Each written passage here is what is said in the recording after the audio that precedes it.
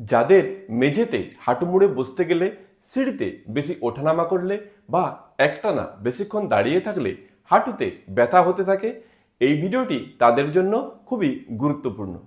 Hello, welcome. আমি তমাল নাগ, একজন physiotherapist. আমি আজকে আপনাদের দেখাবো 3টি সহজ ব্যায়াম, যেগুলো নিয়মিতভাবে বাড়িতে অভ্যাস করলে আপনি আপনার হাঁটুর ব্যথাকে বাড়িতেই খুব সহজেই কমাতে পারবেন। প্রথম ব্যায়াম, এরকম একটি টাওয়েলের রোল বানাবেন। এরপর হাঁটুর নিচে এইভাবে রাখবেন। এরপর আপনি সোজা হয়ে শুবেন, দুটি হাত সাইডে রাখবেন। এরপর পায়ের পাতাকে উপরের দিকে তুলে খাঁজ করে রাখবেন। একই সঙ্গে হাঁটু দিয়ে টাওয়েলের রোলকে নিচের দিকে চাপ দেবেন। 10 সেকেন্ড হোল্ড করে থাকবেন। এরপর ধীরে ধীরে পুরো পাকে রিল্যাক্স করে দেবেন। আবার একই রকমভাবে পায়ের পাতাকে উপরের দিকে খাঁজ করবেন। একই সঙ্গে হাঁটু দিয়ে টাওয়েলের রোলকে নিচের দিকে চাপ দিবেন। 10 সেকেন্ড হোল্ড করবেন, আবার পুরো পাকে রিল্যাক্স করে দেবেন। এইভাবে পায়ের পাতা উপরের দিকে খাঁজ করে হাঁটু দিয়ে টাওয়েলের রোলকে চাপ দিয়ে 10 সেকেন্ড ধরে থেকে থেকে ডান পায়ে মোট 20 বার এবং বাঁ পাতেও একই রকমভাবে 20 বার ব্যায়ামটি অভ্যাস করবেন। দ্বিতীয় ব্যায়াম, একই রকমভাবে সোজা হয়ে চিত হয়ে শুবেন। এরপর একই রকমভাবে পায়ের পাতাকে উপরের দিকে তুলে খাঁজ করবেন। একই সঙ্গে পুরো পাকে সোজা করে উপরের দিকে তুলবেন। 5 থেকে 10 সেকেন্ড হোল্ড করবেন, নামিয়ে দেবেন।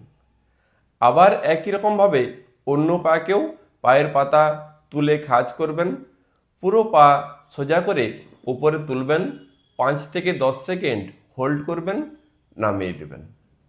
এইভাবে 5 থেকে 10 সেকেন্ড করে হোল্ড করে করে ডান পাটি মোট 10 বার এবং একই রকমভাবে বাঁ পাটিও 10 বার তুলবেন এবং নামাবেন।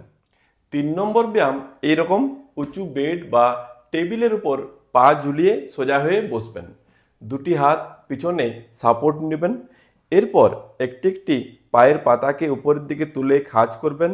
একই সঙ্গে হাঁটু উপরের দিকে সোজা করে রাখবেন। 10 সেকেন্ড হোল্ড করবেন। এরপর ধীরে ধীরে নামিয়ে দেবেন। আবার একই রকমভাবে অন্য পায়ের পাতা উপরের দিকে তুলে খাঁজ করবেন। একই সঙ্গে হাঁটু সোজা করে 10 সেকেন্ড হোল্ড করে থাকবেন। এরপর ধীরে ধীরে নামিয়ে দেবেন। একই রকমভাবে ডান পায়ের পাতা উপরের দিকে তুলবেন, হাঁটু সোজা করবেন, 10 সেকেন্ড হোল্ড করবেন, নামিয়ে দেবেন। এইভাবে 10 সেকেন্ড করে হোল্ড করে করে ডান পাটি মোট 20 বার এবং বাঁ পাটিও 20 বার অভ্যাস করবেন। এই ব্যায়ামটি আপনি কিছুটা ওজন দিয়ে করতে পারেন।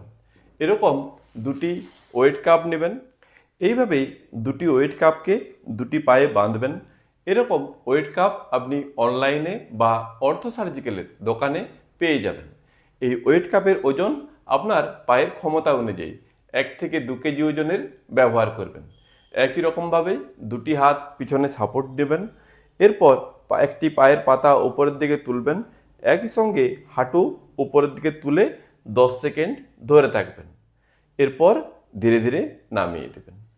আবার একই রকমভাবে অন্য পায়ের পাতা উপরের দিকে তুলবেন।